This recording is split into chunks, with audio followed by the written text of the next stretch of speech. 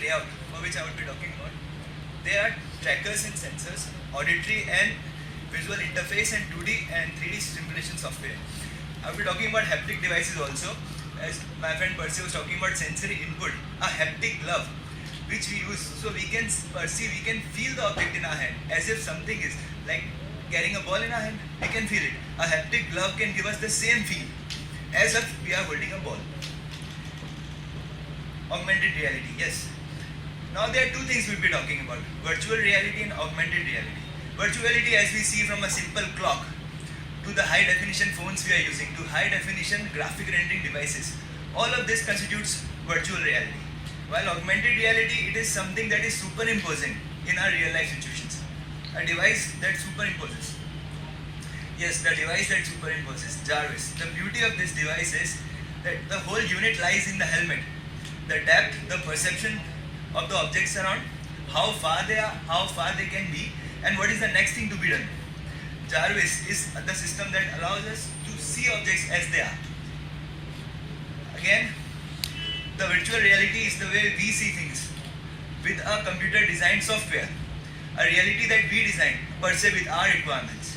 And augmented reality is virtuality that superimposes reality. So the purpose here is to have medical data and the patients in the same physical space. So we provide the patient with a realistic environment per se, but we know what's going on.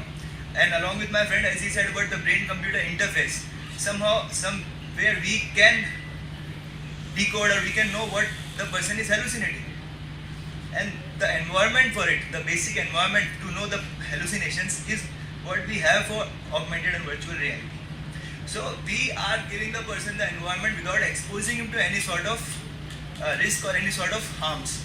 Like a person with a severe phobia, a person who is having schizophrenia, or a person who is having a fear of a particular situation. So we are exposing the person without having any sort of risk to his life, and we know the root cause of the problems. Even if the person doesn't know what sort of a phobia does the person have, so we expose him to the situation. Let's expose and see what's the outcome.